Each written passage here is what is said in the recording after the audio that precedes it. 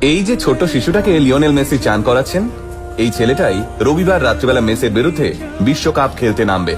হ্যাঁ, মেসির দ্বিতীয়বার বিশ্ব চ্যাম্পিয়ন হওয়ার পথে এই শিশুটাই হয়ে উঠবে পথের কাঁটা। কারণ এই শিশুটার নামই লামিন ইয়ামাল। স্পেনের হয়ে খেলা 19 বছর বয়সী ইয়ামালকে ইতোমধ্যেই ফুটবল বিশ্বের নতুন ওয়ান্ডার কিড বলে ডাকা হচ্ছে। কিন্তু মেসি হঠাৎ করে ছোট্ট ইয়ামালকে স্নান করাচ্ছিলেন কেন? আজ থেকে 18 বছর আগে ঘটা এই আশ্চর্য ইভেন্টের কথা শুনলে মনে হবে ওপরওয়ালার লেখা স্ক্রিপ্টের সামনে বড় বড় হলিউড বলিউড সিনেমার গল্প জাস্ট নস্যি। তাহলে চলুন আজ সেই গল্পটাই জেনে নিই। সালটা তখন 2007।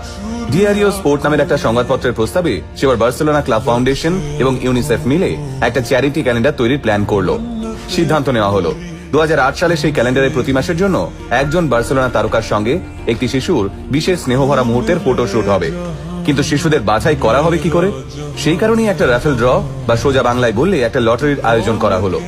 সেই লটারির খবর পেলেন রোকাফোল্ডা এলাকার বাসিন্দা মৌনির নাসরাউই।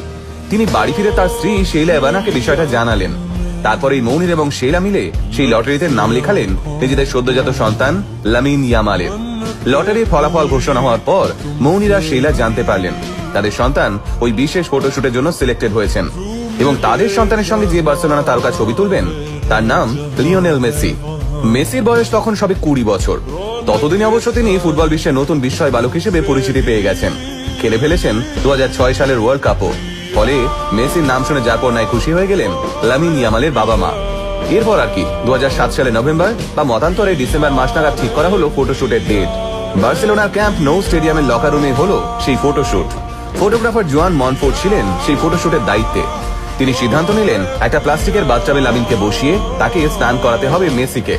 প্রথমে নাকি বেশ অস্বস্তিতেই ছিলেন লাজুক মেসি, কিন্তু তারপর মাত্র 5 মাস বয়সী লামিন ইয়ামালের সারল্য ভরা হাসি আর লামিনের মা শেইলার দারুণ ব্যবহারে গোটা বিষয়টা খুব সুন্দরভাবেই মিটে যায়।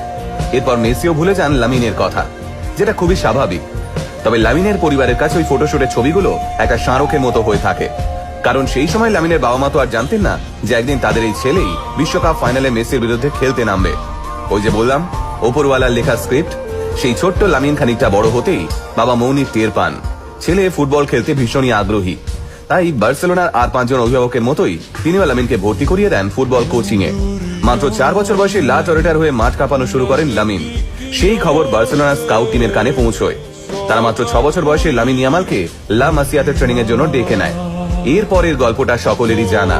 মাত্র 15 বছর বয়সে বার্সেলোনার হয়ে লামিনের লা লিগা খেলতে নামা, 16 বছর বয়সে স্পেনের ন্যাশনাল টিমের হয়ে উয়েফা ইউরো খেলতে নামা, 2024 সালে ইংল্যান্ডকে হারিয়ে ইউরো কাপ জেতা এবং ধীরে ধীরে নিজের পারফরমেন্সের জোরে ফুটবল বিশ্বের পরবর্তী বিস্ময়